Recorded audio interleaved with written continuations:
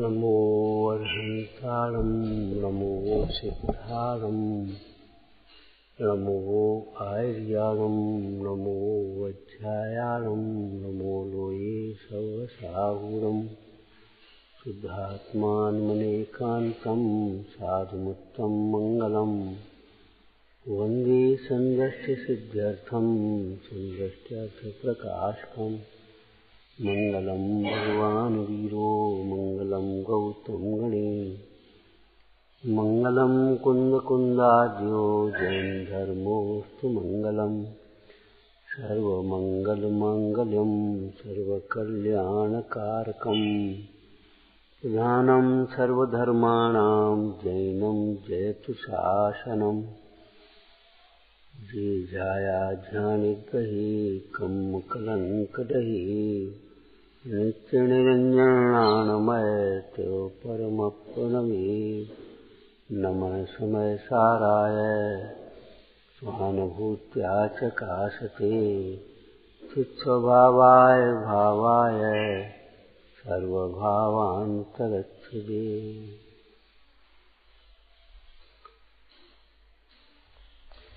यह पूर्व भाव कृत कर्म विसद्रुमाणाम भुक्ते फलानि न खलु स्वत एव तप्त आपातकाल रमणीय मुदरकरम निष्कर्म शर्ममयमेत दशांतरम स।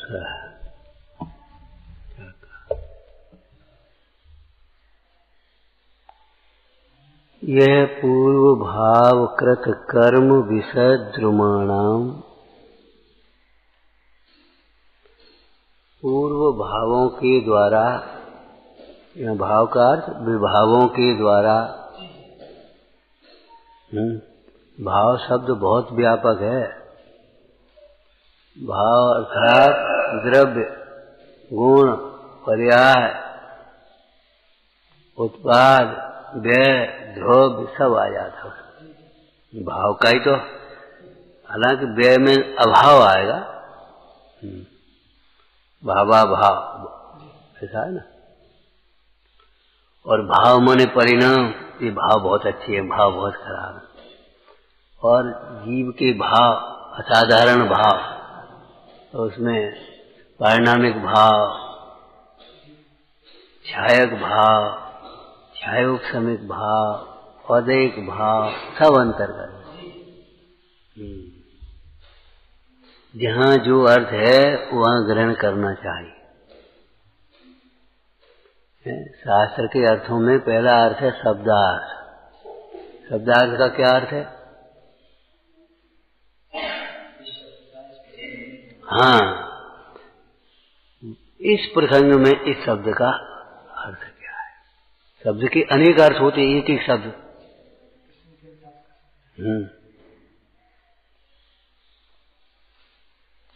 कर माने करना, कर माने हाथ, कर माने टैक्स। अब कहाँ कौन सा अर्थ लेंगे?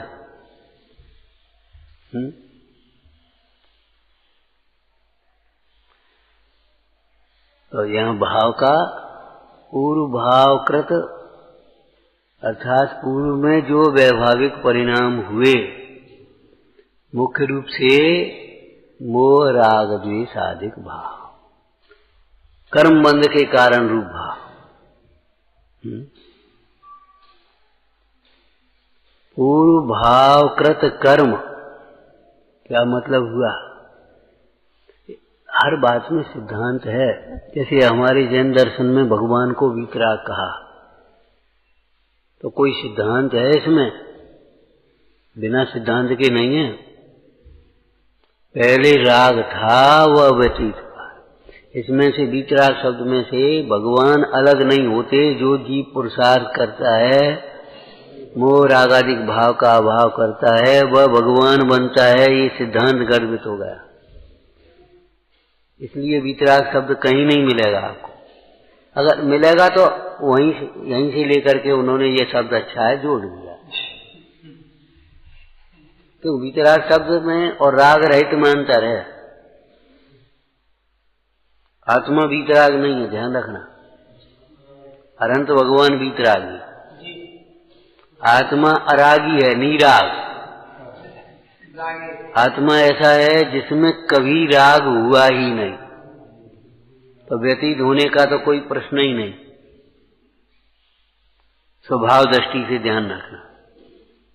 शुद्धात्मा ने इसीलिए नियम सार में नीरागो, निर्दंडो, निगंधो ऐसे शब्द आए, और भगवान के साथ में वीतराग।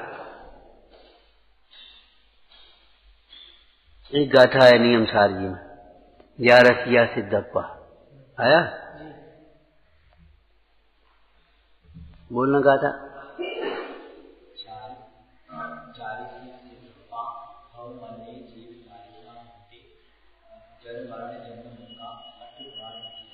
चलो प्राकृत में ही बोल दी, बढ़िया, धन्यवाद। हिंदी बोलो, गद्य, हिंदी गद्य, अरे हिंदी गद्य। ध्यान रखना, पद्य का भी अर्थ का जब करना होता है तो पद्य को गद्य की तरह पढ़ते हैं, तब अर्थ कर पाते हैं।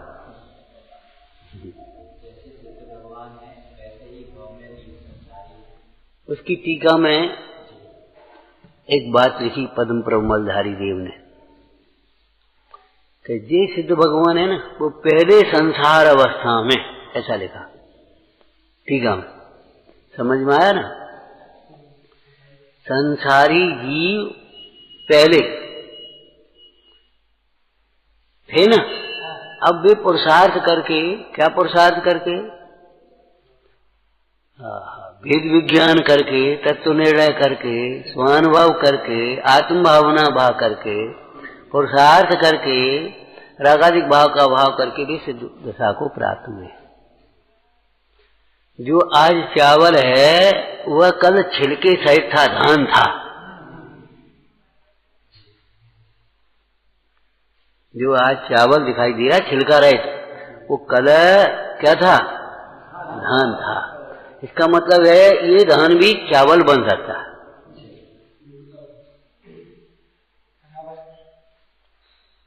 ये जो आज चावल है ना, वो कल धान था, तो आज जो धान है ना, वो कल चावल हो सकता है। हो सकता है तो उसमें निकालने का प्रयत्न करना चाहिए। जो आज घी है ना, घी, वो कल दूध में था, दूध में था ना, तो उसमें से निकला है।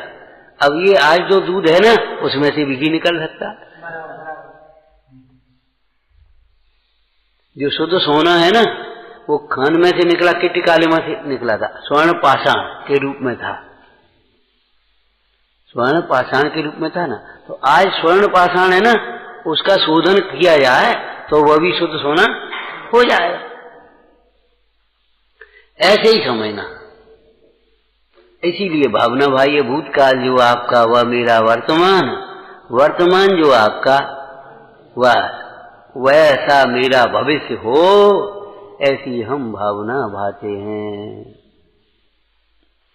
और आपको ध्यान रखना चाहिए, भावना योग्य पुरुषार्थ से सफल होती है।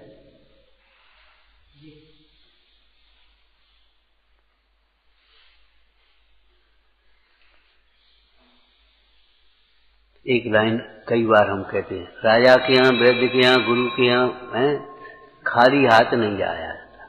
तो एक कवि ने जोर दिया, खाली जाओगे तो खाली लौटोगे। अच्छा, हमने विचार किया क्यों लिखी ये बातें। इनकी आजीविकाएं नहीं होती, राजा की तनख्वाह नहीं होती,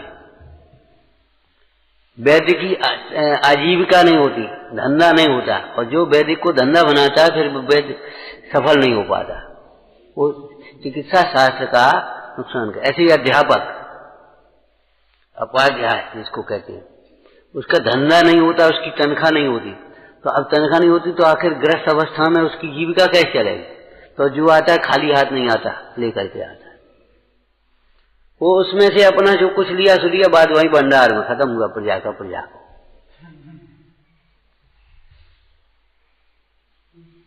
मतलब एक सुंदर व्यवस्था है। भरत चक्रवर्ती ने जब ब्राह्मणों वर्ग की स्थापना की, ये ब्रह्म को जानने वाले हैं, तो इनकी तनख्वाह नहीं बांधी।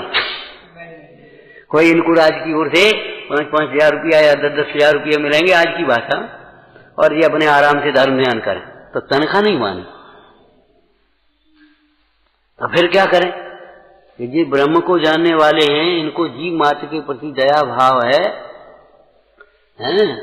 तो किसी के प्रति कुछ करेंगे नहीं खोटा भाव। तो इनका काम है जीवों को धर्म मार्ग में लगाएं। तो खाएं क्या? तो इनको दान देने का उपदेश दिया। ये भाई भरत चक्रवर्ती के सामने जो बैठे ब्राह्मण, उनको लाभ भरत अकेले दे देंगे, लेकिन अकेले भरत ने आगे परंपरा कैसे चलेगी? ये सब देव समर्थ थे, वज्र सब संगनन था, क्या जरूरत थी आहार लेकर के जाने की? बाहुबली जैसे खड़े हो गए, ये भी खड़े हो जाते। लेकिन आगे धर्म तीर्थ की प्रवृत्ति, लोग धर्म तीर्थ की प्रवृत्ति माने उपदेश अकेला समझते हैं। धर्म तीर्थ की प्रवृत्ति में ये दान लेने की और देने की दोनों प्रवृत्तियां हैं। माने मुनिराज कैसे निकलेंगे आहार के लिए? मांगेंगे नहीं, कहेंगे नहीं, हैं, निमंत्रण नहीं होगा इनका, तो कैसे निकलेंगे?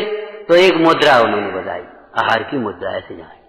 ऐसे जा रहे हो तो भोजन के लिए जाए, अब मान लो नहीं ऐसे जा रहे हो तो विहार कर रहे हो या वंदना के लिए जा रहे हो, तो एक मुद्रा है। श्रावक समझ गए, एक समय है और एक मुद्रा है, बस उन्होंने कहा आहार के लिए आए। तो इनका इस प्रकार से द्वारापेक्षण होगा, इस प्रकार से विधि होगी।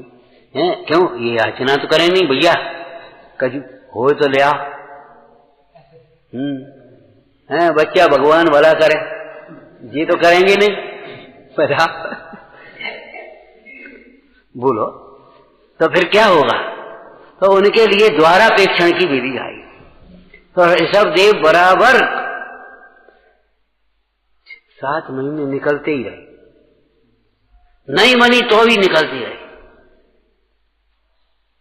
ऐसा नहीं कोई जानता नहीं, मानता नहीं, फायदा कहा जाए। अरे फायदा नुकसान बनिए न बाजी नहीं है, बनियों का धर्म नहीं है। अरे भाई इसने सामने सोच करके दिया, अब हमें क्या फायदा देख रहे? नहीं, उसने अपना काम किया, हम अपना काम कर रहे हैं। कर्म अपना काम कर रहा है, अंतराय कर्म का हो जाए। बेविचारे अज्ञान में अपना काम कर रहे, कोई घोड़ा लिया, कोई हाथी लिया, कोई कपड़ा वस्त्राभूषण लिया, कोई कन्या लिया, तो भगवान आएंगे अब फिर राज्य करेंगे, फिर उनके राज्य में आनंद से रहेंगे। अब भगवान अपना काम करते हैं, लेट लौट करके आया। दूसरे के काम में हमें ज्यादा इंटरेस्ट रहता है, इनको क्या करना चाहिए, इनको कैसे करना चाहिए, हमें क्या करना चाहिए ये नहीं।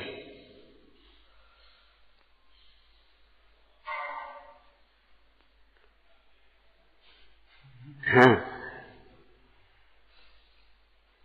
इन लोगों को इतना भी समझ नहीं है, इतनी तो समझना चाहिए। अरे भाई नहीं है तो नहीं है ना, समझेंगे समय आएगा था।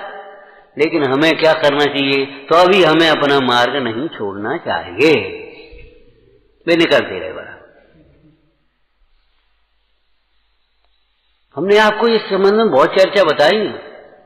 अब मुनिराज हैं, अब मुनिराज एक जगह नहीं रहते, मुनिराज तो बिहार करेंगे। अब ये बता, रोज का प्रवचन और पाठशाला कैसे चलेगी, बच्चों की संस्कार? तो श्रावक में भी इस प्रकार के होना चाहिए, तो मध्यम पाठ आ गए। और भाई सब नहीं हो सकते त्यागी लोग, त्यागियों का काम भी आरंभ के काम में नहीं करेंगे, तो मंदिर बनाने में भी सलाह, पाठशाला बनाने में भी सलाह, स्वाध्याय भवन सलाह, धर्मशाला बनाने में। हमारे यहाँ जहाँ विवाह शादी धर्मशाला नाम दिया, मैरिज हाउस नहीं कहा। क्यों? उन कामों को भी धर्म की मर्यादा में रह करके किया जाता था।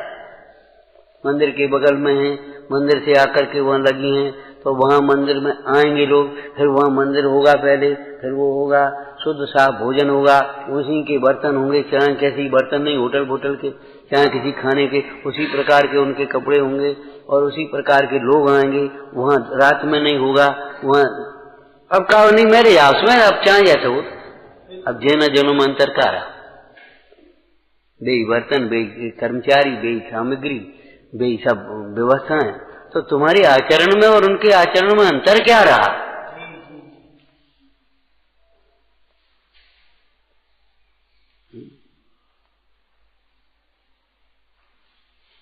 अंतर क्या रहा बता?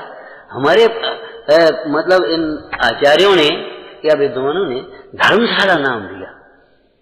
भाई इस लड़के का ब्रह्मचर्य और मुनि होने का भाव नहीं बन पा रहा, उसका तीव्र हृदय है उस प्रकार का, तो अब ये गृहस्थ अवस्था में रहेगा तो सदाचार पूर्वक रहे गृहस्थ है, ये भी धर्म का काम है। गृहस्थ धर्म कहा, ध्यान रखना, गृहस्थी दशा में होने वाले पाप अलग है, गृहस्थ धर्म अलग है और गृहस्थ का व्यवहार धर्म अलग है। देखो गृहस्थ धर्म, गृहस्थपना, ठीक है ना, तो गृहस्थ धर्म तो क्या है बताओ, बढ़िया परिभाषा बताओ सिद्धांत। दो कसाय चौकड़ी के अभाव पूर्वक होने वाला शुद्ध परिणाम, शुद्ध परिणति, वितराग भाव, उसका नाम है गृहस्थ धर्म। तीन चौकड़ी कसाय के अभाव पूर्वक होने वाला वितराग परिणाम, उसका नाम है मुनि धर्म, ठीक है ना। अब दो चौकड़ी और कम से कम एक चौकड़ी, कम से कम मिथ्यात और अनंतानुबंधी के अभाव पूर्वक होने वाला सम्यक दर्शन, सम्यक ज्ञान पूर्वक, हाँ बोलो,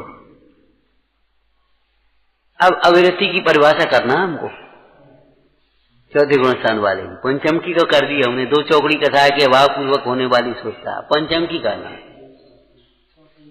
मिथ्यात और अनंतानुबंधी कसाय के अभाव पूर्वक होने वाली शुद्धता, शुद्ध दशा, शुद्ध परिणति, वह है चौथे गुणस्थान वाले श्रावक का, अविरति श्रावक का धर्म, ठीक है ना। अब उसका निरूपण दो प्रकार होगा। अब जब एक चौकड़ी का अभाव हुआ है तो और चौकड़ी रह गई, लेकिन सीमित रह गई, अनर्गल नहीं रही। अविरति के कौन सा गुणस्थान है? अविरति के नहीं, चार। अविरति पहले गुणस्थान में भी अविरति, दूसरे तीसरे में भी अविरति, चौथे में अविरति।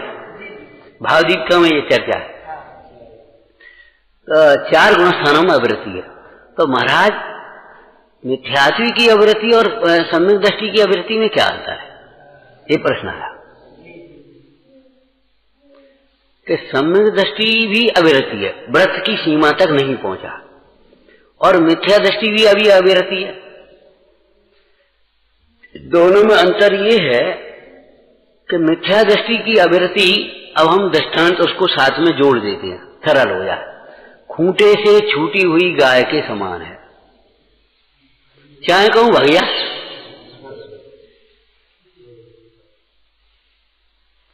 और अविरति क्या नाम, चौथे गुणस्थान वाले अविरति की जो अविरति है वह एक 5 हाथ की रस्सी से बंधी हुई गाय ऐसी नहीं बैठी रहेगी, खड़ी होगी, न घूमेगी उठेगी, लेकिन भाग नहीं जाएगी। समझ रहे? सम्यक दृष्टि की अविरति होते हुए भी उसकी अनर्गल प्रवृत्ति, लोकनिंद प्रवृत्ति नहीं होती, उसको राग होता है, परंतु ऐसा राग नहीं होता कि दूसरे जीवों को मार करके अपना प्रयोजन सिद्ध कर ले, दूसरों का धन छीन करके धनी हो जाए, दूसरों की चीज पर जबरन कब्जा कर ले, ऐसा नहीं होता। समझ गए? शरीर के मुंह में अवश्य भक्षण कर ले, शरीर को सुंदर दिखाने के लिए वैसे ही उल्टे सीधे प्रसादन कर ले, वैसा नहीं करे। चक्रवर्ती हैं, चक्रवर्ती की रानियां हैं, श्रृंगार भी करते हैं, ऐसा थोड़ी है तो बच्चा उड़ के बैठ जाता हूं। चक्रवर्ती अपने पद के अनुसार वस्त्र भूषण पहनते हैं, श्रृंगार करते हैं, सब कहते हैं। उसमें मालूम है लिखा है भारतीय वैभव में, योग श्रृंगार और भोग श्रृंगार। औसत उपवास के दिन चक्रवर्ती ने आज भोग स्नान नहीं, योग स्नान किया है। योग स्नान कैसे कहते हैं और भोग स्नान कैसे कहते हैं? तो योग स्नान कहते हैं शुद्ध प्राशुक जल से शुद्धि करना, थोड़ा जल लेकर के ऐसा कर लेना, और भोग स्नान जरा जल लेकर के उबटन साबुन, जो आज की भाषा साबुन की है, पहले उबटन वाले थे, लेप वाले, उनसे स्नान करते थे, वो योग स्नान। मालिश किया, फिर उबटन लगाई, फिर वो अच्छा सा पानी डाल करके नहाया, फिर कुएं से पहुंचा, ये भोग स्नान है। योग श्रृंगार साधारण वस्त्र आदि पहन करके शुद्ध उत्तरीय अंतरीय, शुद्ध उत्तरीय अंतरीय, समझ गए? उत्तरीय दुपट्टा, अंतरीय पूजा की, स्वाध्याय किया, वैसे बैठ गए। ऐसी बढ़िया चर्चाएं लिखी हैं। भरत की प्रोषद शाला होती, घर अलग है और प्रोषद शाला, प्रोषद का कमरा अलग है। जिस दिन वे प्रोषद करते हैं, प्रोषदोपवास, उस दिन वे प्रोषद शाला में रहते हैं। तो प्रोषद शाला ऐसी समझो, यहाँ की बगल में एक कमरा और नहीं, ये स्वाध्याय भवन है, यहाँ का एक कमरा, आश्रम जिसको कह लेंगे। तो प्रोषद शाला में सोने की रत्न जड़ित चौकियां रखी हैं स्वाध्याय के लिए। चांदी की तो हमने देखी है, काठ की चांदी की पत्त से मर्ड करके बना लेते थे। इंदौर में तो शायद वो बैठने की भी उसमें चांदी की मड़ी है, लेकिन स्वाध्याय के लिए शुद्ध सोने की, मतलब सोने की रत्न जड़ित चौकियां रखी हैं और बैठने के लिए कुशासन रखे हैं। बैठने के लिए बढ़िया नहीं कालीन और गद्दे और वो वैसे नहीं है, बैठने के लिए कुशासन है। ये बहुमान है, ये विलासता है। लेखकों ने किस ढंग से अपनी परंपरा को लिखा है। वर्तमान योग लिखते समय पूरे चरणान योग की मर्यादाओं का ध्यान रखा है, वेद ज्ञान का ध्यान रखा है, कर्म फिलॉसफी दिखाई है पूरी की पूरी।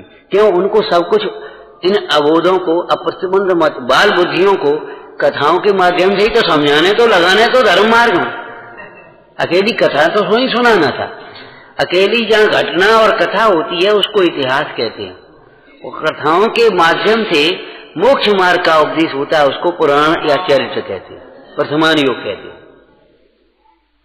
और उन कथाओं के माध्यम से जहां अपनी विलासता का, शौक श्रृंगार का, विषयों का पोषण होता है, वह अश्लील साहित्य, गंदा साहित्य है। फिल्मों में भी कथा तो होती है, काल्पनिक हो या सही हो वो बात नहीं कहते। एक सही घटनाओं पर भी फिल्में बनती, गलत घटनाओं पर भी फिल्में बनती, काल्पनिक घटनाओं में भी फिल्में बनती, प्रायः काल्पनिक बनती। लेकिन वहां घटनाओं के माध्यम से जिसे कथा है शौक श्रृंगार का।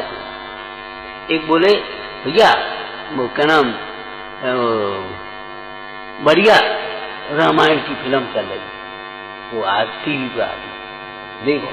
हमने कहा धार्मिक तो नहीं है। क्यों? कि सीता को, राम को जो वस्त्र पहनाए हैं वे धार्मिक नहीं, शील की मर्यादा के, उनमें धार्मिकता आना चाहिए। राम का क्या चरित्र था? रावण कहता था जब राम का रूप बनाता हूं तो हमारी वासना नहीं रहती। यदि हमने सीता का कोई पार्ट बना करके और आधुनिक दृश्यों उसमें फैशन में प्रस्तुत कर दिया तो हमारा वो राम पुराण या राम वो धार्मिक फिल्म नहीं।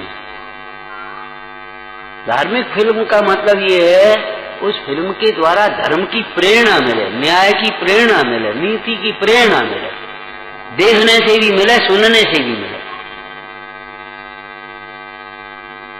प्रवचन अलग है, वर्णन अलग है। वर्तमान योग कहा है हमारा।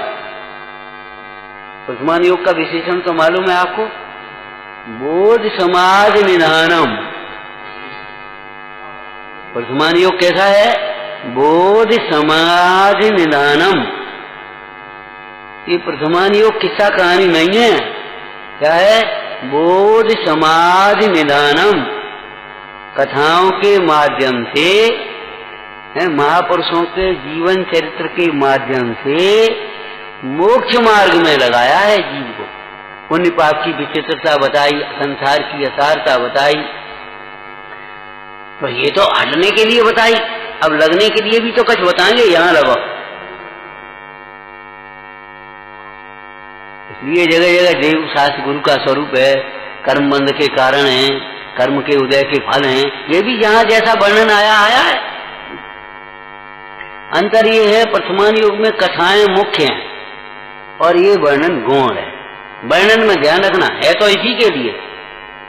और चरणान योग में ये वर्णन मुख्य है, कथाएं नहीं। कथाएं तो आया बीच में एक आधा भी जाए, दृष्टांत आया। यहां वस्तु स्वरूप का निरूपण मुख्य है, बाद बाकी और वर्णन भी आया तो आया आते ही है। अकेला अनुयोग का कोई शास्त्र नहीं होता। ये किसी भी शास्त्र में चारों ही अनुयोग अंतर्गर्भित होते हैं। 3 अनुयोग गौण रहते हैं, एक का मुख्य रहता है।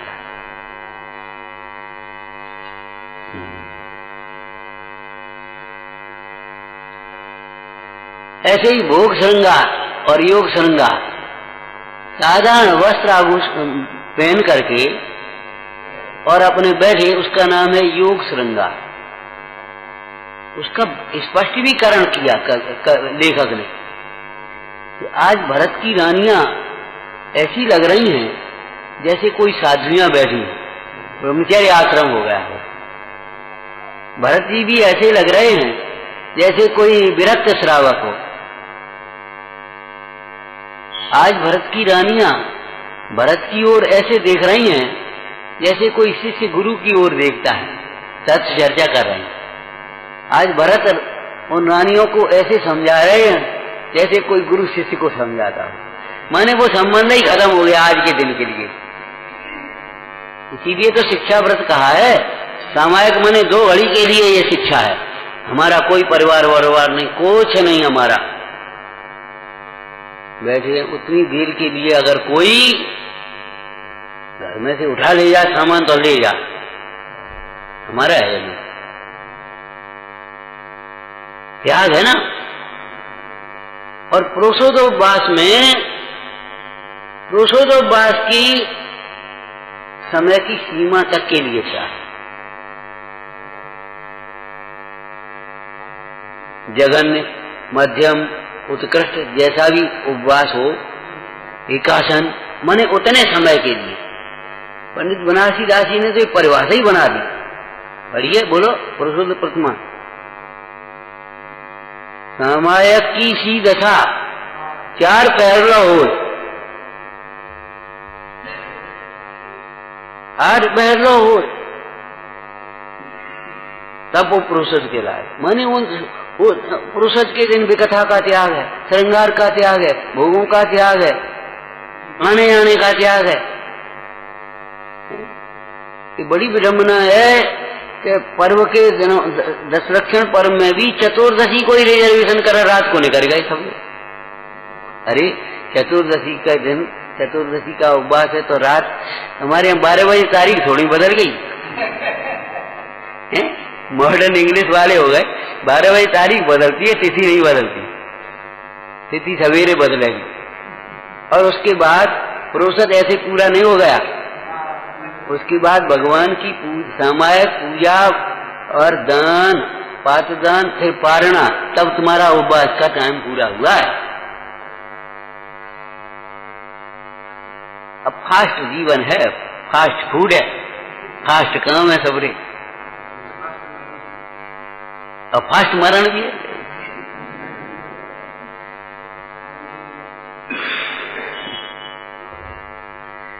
तो इतनी मर्यादाएं लिखी, समझ में आए ना।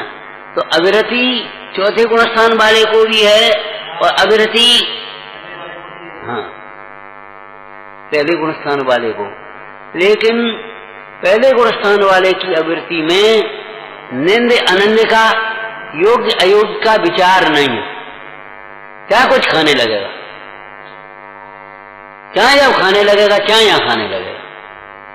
लेकिन 4थे गुण स्थान वाला अविरति होने पर भी चाहे जैसे तो नहीं करे।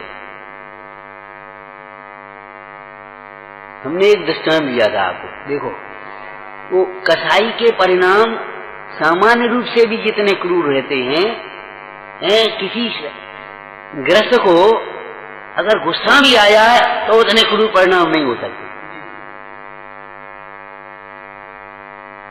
उतनी गुस्सा के समय भी उतनी क्रूरता नहीं आई। तब तो लोग कहते भैया हमारे छान डाल। श्रीपाल ने वीर दमन को ऐसे उठाया और उठा करके ऐसे खड़ा कर दिया, पटक नहीं दिया जमीन पर,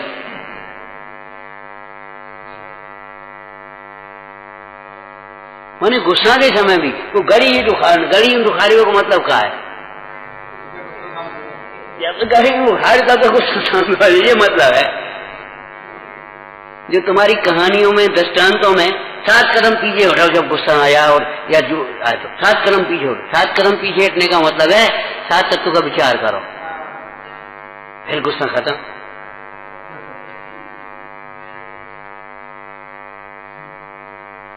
मुंह में पानी भर ले गुस्सा आ जाता, तो मुंह में पानी भरने का मतलब उस समय मौन हो, क्रोधे मौनम। अब भीतर तुम भुनभुनाओ, जिस कितने भुनभुनाओ, भीतर तो खत्म हो जाएगी धीरे धीरे, और ऊपर तुम्हें लड़मरे तो अव्याल आफत होगी। इसलिए क्रोधे मौनम, उस समय मौन रहे। बहुत पुरुषार्थ है, तो पुरुषार्थ का तो धर्म ही है। धर्म का देखा देखी का है।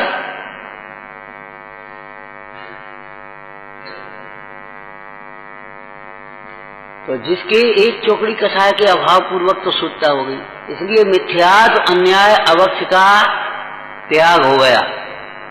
तो महाराज चौथा गुणस्थान, तो चौथा गुणस्थान सुनो, त्याग तो हुआ लेकिन अभी कोई अतिचार लगते हैं, वैसा त्याग नहीं हुआ जैसा कि 5वें गुणस्थान वाले के 9 कोटि के त्याग हुआ। दर्शन, प्रतिमा और ये चौथा गुणस्थान, क्या अंतर है कि चौथे गुणस्थान में अभी पाक्षिक माने सम्यक दर्शन ज्ञान पूर्वक संयम का, नियम का पक्ष आ गया है, अभ्यास आ गया है, लेकिन नियम अभी नहीं हो पाया है।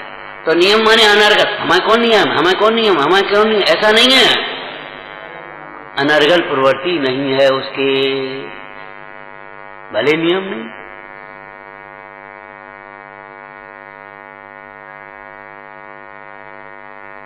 अरे जिनके ब्रह्मचर्य का नियम नहीं है, उनके भी आप लोग बैठे अभी हैं, तो क्या हर समय आप ब्रह्म के परिणाम होते, हर समय आप ब्रह्म की प्रवृत्ति होती क्या? नियम नहीं है तो ब्रह्मचारी तो नहीं कहेंगे, लेकिन फिर भी ब्रह्मचारी नहीं होने पर भी तो क्या व्यभिचारी है ना? होने का ही व्यभिचारी, तथा ये नहीं कहूं ब्रह्मचारी है व्यभिचारी ना, शीलवान। जैसा क्यों कहिए? तो सुनो, ब्रह्मचर्य नहीं हो का नियम 9 कोटि का नहीं है प्रतिमा वाला, लेकिन फिर भी ब्रह्मचर्य का नियम है।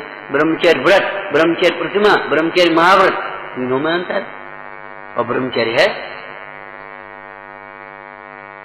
और व्रत भी नहीं अभी, तो अभी ब्रह्मचर्य की भावना है या जीवन का स्वभाव है।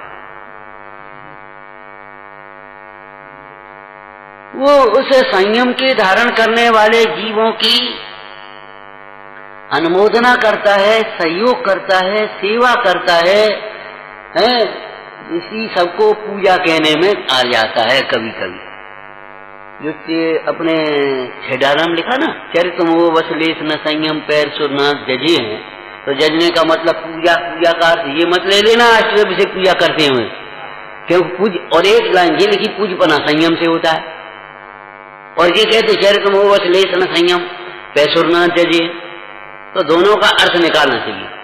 पूजा का मतलब उनका बहुमान है, उनके प्रति सेवा का भाव, विनय का भाव, समर्पण का भाव, सहयोग का भाव। भैया हम तो कर नहीं पा रहे, तुम कर रहे, चलो बंधु बहुत अच्छी बात। समझ में आया ना? तो ये अंतर है। चौथे गुणस्थान में भी अविरति है, परंतु योग्य अयोग्य के विचार सहित है।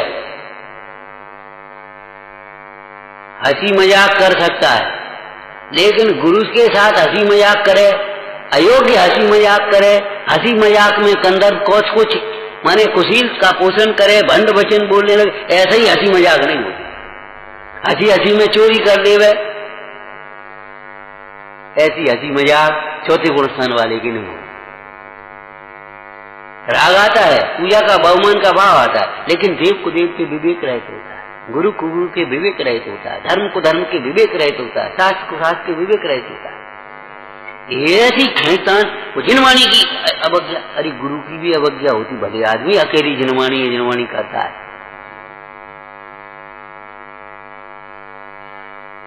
गुरुओं की अवज्ञा, अरे जिनवाणी की भी अवज्ञा होती है, बस खींच लिया, जो पकड़ लिया अपने तान दिया। ऐसा नहीं, देव की अवज्ञा हो, गुरु की अवज्ञा हो, जिनवाणी की अवज्ञा हो, तीनों अवज्ञाएं मिथ्यात्व में आ गई। अनंतानुबंधी कथा है। हाँ, देव धर्म गुरु सो अभिमान, अनंतानुबंधी ज्ञानो मान। तो ये पूर्व भावकृत कर्म, इसमें एक सिद्धांत है, ये कह रहे हैं। जैसे वीतराग में सिद्धांत है, किसी भी दर्शन में हर जीव भगवान नहीं बन सकता। जैन दर्शन में प्रत्येक जीव स्वभाव से भगवान है और वह पुरुषार्थ करे तो भगवान बन सकता है। कैसा बाबा? अरे मुख्यता का कथन है, समझ जाने कितनी आदत पड़ गई ज्यादा पढ़ाई की, कितने अभाव हैं, काय को लगे इनमें। अब काटने की कोशिश करता है, समझने की कोशिश नहीं करता, ये मन कसा का चिन्ह है। भैया खड़े हो जा, काय खड़े हो जा? अरे ये नहीं खड़े हो जा, काय हो जा बता देंगे, घबराते क्यों हो? तो काय खड़े हो जा, हमारी क्या गलती? अरे गलती तुमने समझ कैसे नहीं गलती? कोई काम के लिए भी तो कहता है कि खड़े हो जाना, माने जबरन काटने की आदत पड़ी है, तर्क करने की आदत पड़ी है। धर्म भावना प्रधान होता है, अकेला तार्किक नहीं होता धर्म में। हाँ, तर्क की कसौटी पर भी सिद्धांत कसे होते हैं, लेकिन सिद्धांतों का प्रयोग होता है इसका, समझ में ना? तो एक चौकड़ी, दो चौकड़ी, तीन चौकड़ी कसाय के अभाव पूर्वक जितनी वितराग दशा है अथवा तो शुद्ध परिणति है, उसका नाम निश्चय धर्म है। अब बाद बाकी जितना राग रह गया, उस राग की योग्य प्रवृत्ति भी होगी। तो देव पूजा, गुरु पासी, स्वाध्याय, संयम, तप, दान है। और संयम में तुम्हारे मूल गुण और उत्तर गुण में 12 व्रत हैं, अभ्यास रूप, नियम रूप, जहां जैसी भूमिका। चौथे गुण स्थान में अभ्यास रूप, पांचवें गुण स्थान में नियम रूप है, और फिर नीचे के तो नियम रूप है और ऊपर के अभ्यास रूप है। कुछ समझ में आया? जैसे दूसरी प्रतिमा, तो पहली प्रतिमा दूसरी प्रतिमा का तो नियम है, और तीसरी का अभ्यास है, चौथी का अभ्यास है। पांचवी प्रतिमा में आ गया तो पांचवी प्रतिमा तो नियम रूप हो गई, और छठवीं क्या? अभ्यास। ऐसे उत्तरोत्तर कारण कार्य बनती है अभ्यास में। तो एक गुरु का अभ्यास और आगे से तुम छोटे नियम लेकर के बड़ा अभ्यास कर रहे हो, ये मार्ग है ज्ञानियों का। छोटी बात कहकर के बड़ा निर्वाह करे।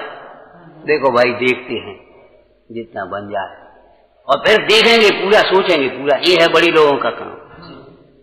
हम देख रहे हैं, चिंता क्यों करते हो? और देखा कुछ नहीं, बस कह करके अलग हो गए, और बस वो उसने सोचा कि कर लेंगे, बस खत्म हो गई बात।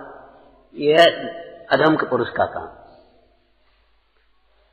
मुंह से कम कहा और फिर निर्वाह उसका अधिक किया, ये है उसका काम। ऐसे छोटा नियम लेकर के बड़ा अभ्यास, बड़ी भावना गाई, ये है धर्मात्मा का लक्षण। बड़ा नियम लेकर के छोटा पालन, अब क्या करें, वो दोष लगते हैं, दोष लगते हैं। अच्छा, तुम जान तो दोष लगाते हैं, तो फिर बड़े नाम क्यों रखा रहे? छोटी नाम में रह जा भैया, नाम ही से क्या परेशानी। छोटे पद में रह करके जितने राग आदि घटे हों, धर्म का अभ्यास करे, लेकिन बड़ा नाम रखा करके छोटा ना काम करना, हीन काम करना, ये योग्य नहीं है, धर्म की आमनाय नहीं है। तो वो तो ग्रस्त धर्म निश्चय हो गया। और देव पूजा, गुरु पासी, स्वाध्याय, संयम, तप, दान, मूल गुण, उत्तर गुण माने 12 व्रतादि, और इनके सहचर में अन्य भी समझ लेना चाहिए। जैसे औरव अनरत दंड, औरव अनरत दंड, ऐसा नहीं अकेले ये 5 नाम लिख दी तो 5 ही समझ लिए।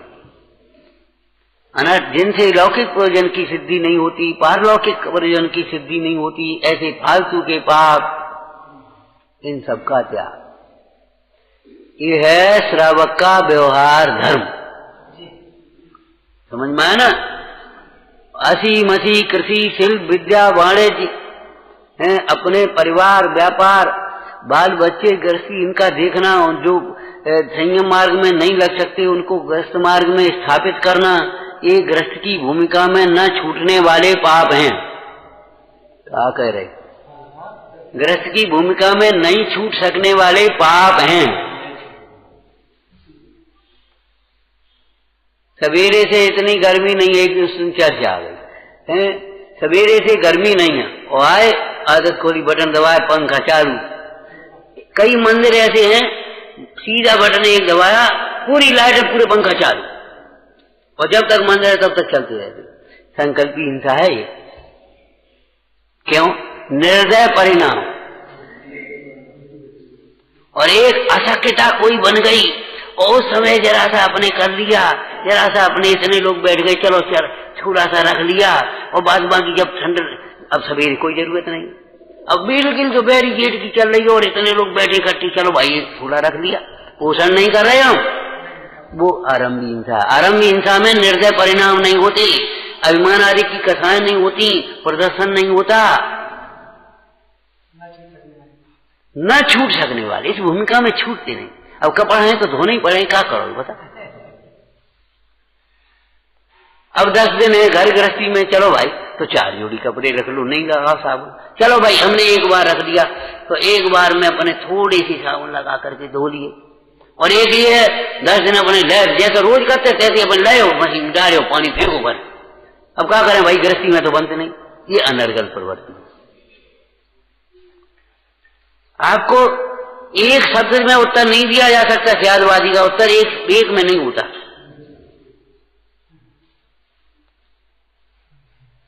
घर गृहस्थी के काम, आरंभी हिंसा के संकल्पी हिंसा, सब काम है कि हम कह रहे हैं आप यदि निर्दयता पूर्वक यत्नाचार विवेक से बिना करेंगे तो वो संकल्पी हिंसा में आएंगे। लाई और बटन दबाओ, खोल दिए बने लगे हमें। अब कितो पानी जरूरत है, कितो पानी फैल रहा है, कोई मतलब नहीं। लिया एक कपड़ा धोना और 2 बाल्टी पानी और साबुन लाओ और भड़ा फेंक दो ना। अब तुमको आरंभी हिंसा है, तुम्हारे परिणाम कैसे ये तो बताओ। परिणाम कैसे है भाई? परिणाम के हिसाब से ही तो क्रिया में आरोपण होगा, बताओ आप। हमने आपको शुभ अशुभ का भी ऐसे ही बताया था। विचार करो, एक माता बच्चे के दोष छुड़ाने के लिए ताड़ना कर रही है, बताओ पाप भाव है कि शुभ भाव?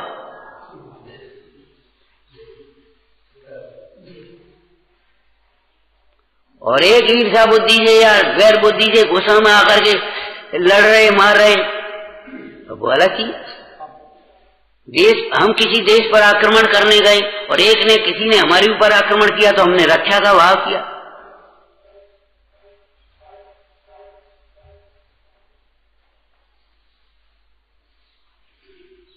आपको बताया था ना, इंदिरा गांधी जब गोमटगिरी से वहां बावली से लौटी, महामस्त हमें सीखता तो लोगों ने पूछा, मैडम आप तो जैन हो गई? बोले हमारा पूरा देश जैन है। पूरा देश जैन कैसे? कि हमारे देश ने कभी किसी पर आक्रमण नहीं किया, किसी को लूटा खसोटा नहीं। बताओ इतिहास बता दो। आज भी हमारी नीति रक्षा करने की है। हम सताने नहीं आते, लूटने नहीं आते, मारने नहीं आते। हमारा विश्वास है इंसान में है? तुम दिगंबर हो श्वेतांबर? कैसे दिगंबर जैसा है, सफेद कपड़ा पहने, कैसे दिगंबर? कि हमारा विश्वास दिगंबर में है, हमारा स्वरूप दिगंबर है, देव दिगंबर है, गुरु दिगंबर है। कपड़े पहनने से बात नहीं है, कपड़े नीले पीले पहने तो जैसे कोई बात थोड़ी हुई है, लेकिन हमारा विश्वास दिगंबर में है। विश्वास अहिंसा में है हमारा।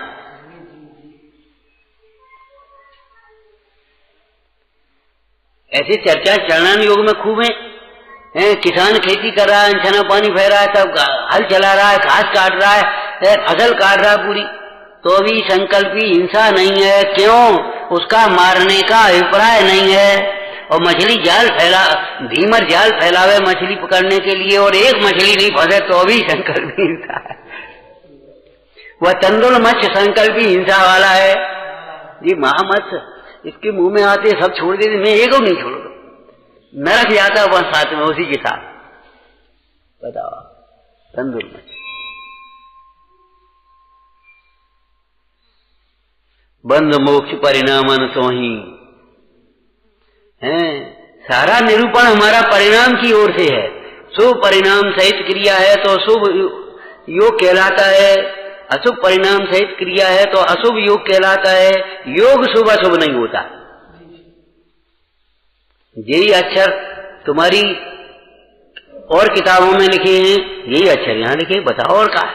अब ये शास्त्र है, वे शास्त्र या लौकिक किताबें बताओ सो क्यों है कि यहाँ इनके द्वारा वीतरागता का पोषण है, मोक्ष मार्ग का निरूपण है, प्रेरणा है, प्रोत्साहन है, और वहां बस केवल कथन है। तो गृहस्थ की भूमिका में होने वाले पाप, गृहस्थ की न छूट सकने वाले पाप, गृहस्थ की भूमिका में आरंभी हिंसा नहीं छूटेगी, इसीलिए तो निर्ग्रंथ मार्ग को अंगीकार किया।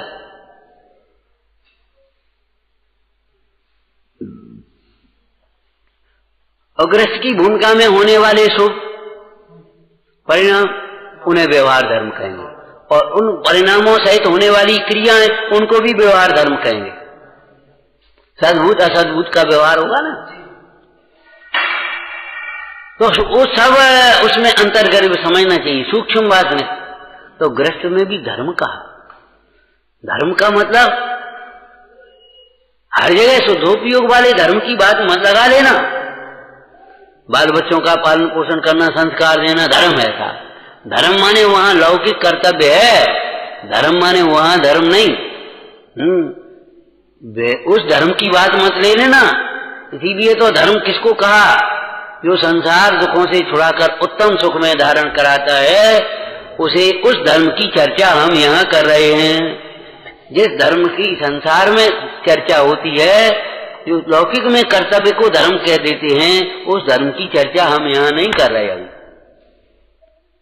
प्रसंगानुसार धर्म का अर्थ है, धर्म द्रव्य नहीं है, लौकिक धर्म नहीं है, व्यवहार धर्म चरणान योग में कहेंगे, और अध्यात्म में परमार्थ धर्म कहेंगे मुख्यतः। हमने आपको कहा था ना, देखो श्रावकाचार में समंतवत स्वामी ने धर्म के कहने की तो प्रतिज्ञा की, देश्यामी समीचीनम धर्मम कर्म निवारणम। ठीक है, यही तो कहा। जरा बोलना हिंदी अर्थ।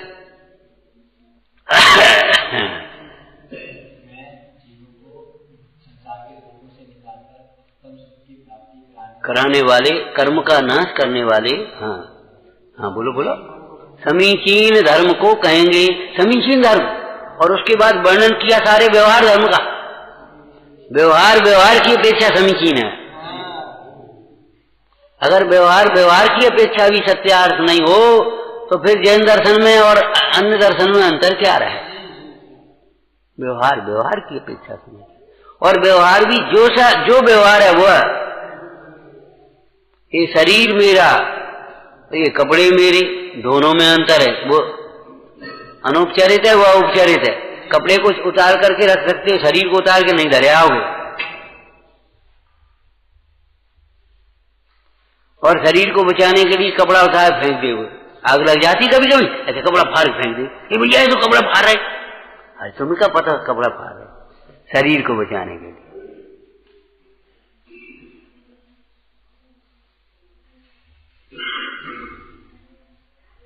अन्न को भी प्राण कहा, धन को भी प्राण कहा। चोरी के प्रसंग में धन को प्राण कहा। किसी का धन हरण करते तो उसको पीड़ा होती है, तो वो चोरी की पीड़ा हिंसा है। यहां ये अभिप्राय है।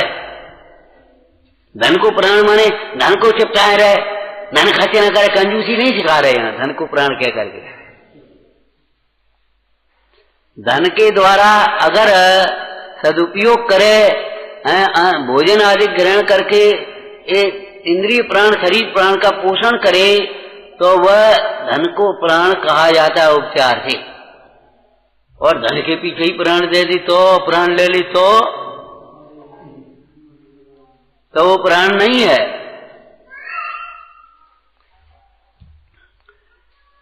तो इस प्रसंग में भी यही समझ लेना, पूर्व भाव कृत कर्म, हमारे जीवन में जो कुछ घटित हो रहा है वह हमारे कर्मों का फल है, एक। नंबर 2, और वे कर्म हमारे ही भावों से बंधे हैं, हमने ही बांधे हैं।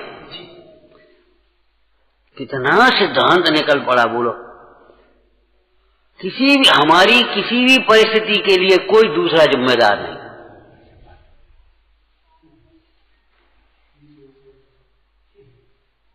हम बिना पढ़े रह गए मान लो, तो इसके लिए सरकार जिम्मेदार नहीं है, माता पिता जिम्मेदार नहीं है। तुमने ऐसे गांव में ऐसे माता पिता के घर में जन्म लो, का है मुझे बताओ, तुमने जन्म का करो, सोचो।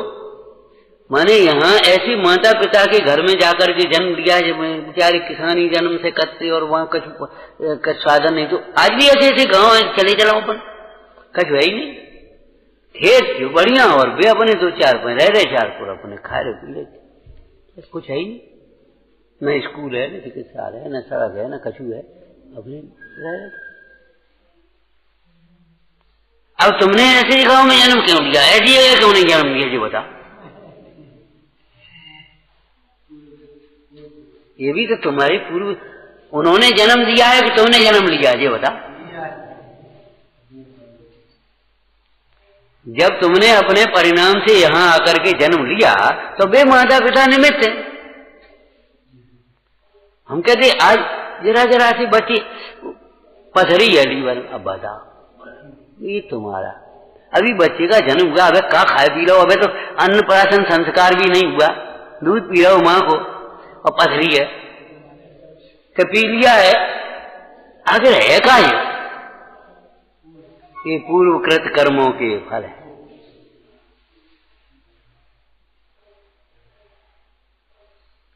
बहुत से ऐसे बुजुर्ग हैं जीवन में एक गोली नहीं खाई,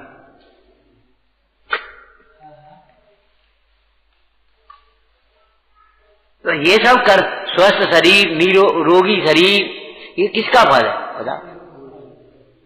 हमारे माता पिता ने ध्यान नहीं दिया, कुछ खाने पीने को ढंग से मिला नहीं, तो हम कमजोर रह गए। अरे रे प्रभु, तुम्हारे कर्म को कब देखोगे।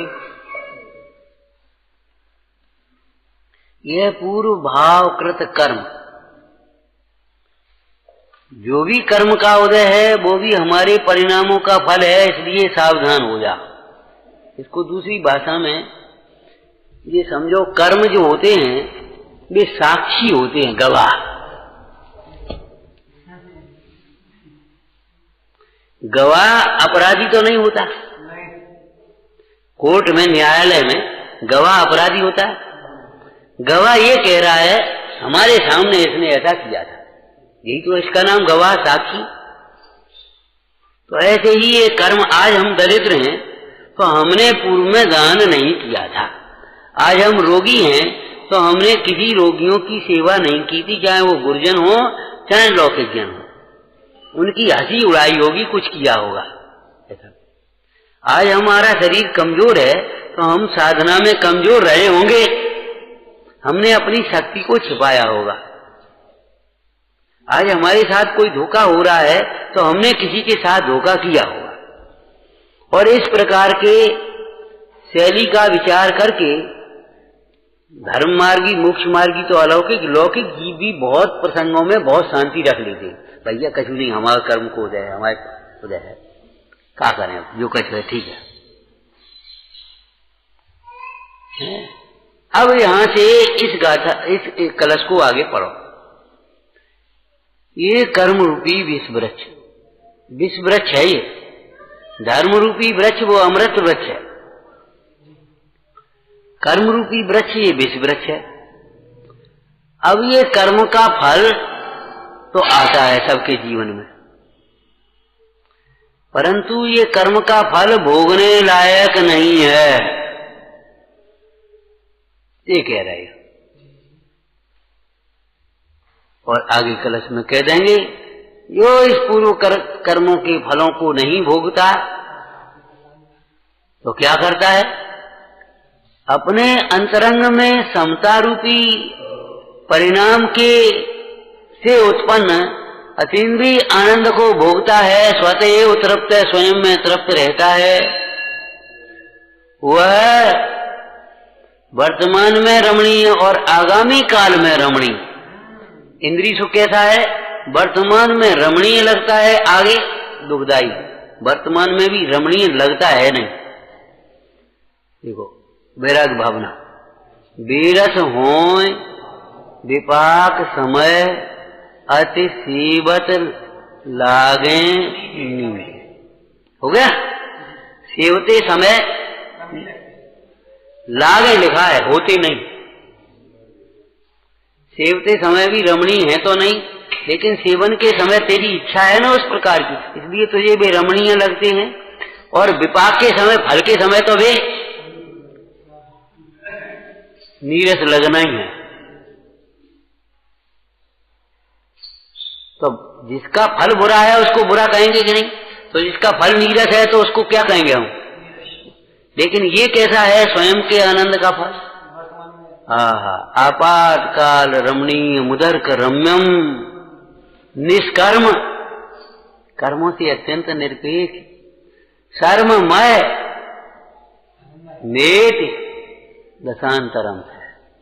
वह उस दशांतर, 4 गतियां, और 4 गतियों से दूसरे प्रकार की गति, पंचम गति, उसको प्राप्त होता है। विचारना पूर्व भाव कृत कर्म और निष्कर्म, आपातकाल रमणीय है, उदर्क रम्यम, दशांतर। खूब विचार करना इन शब्दों के अर्थ। ओम नमः।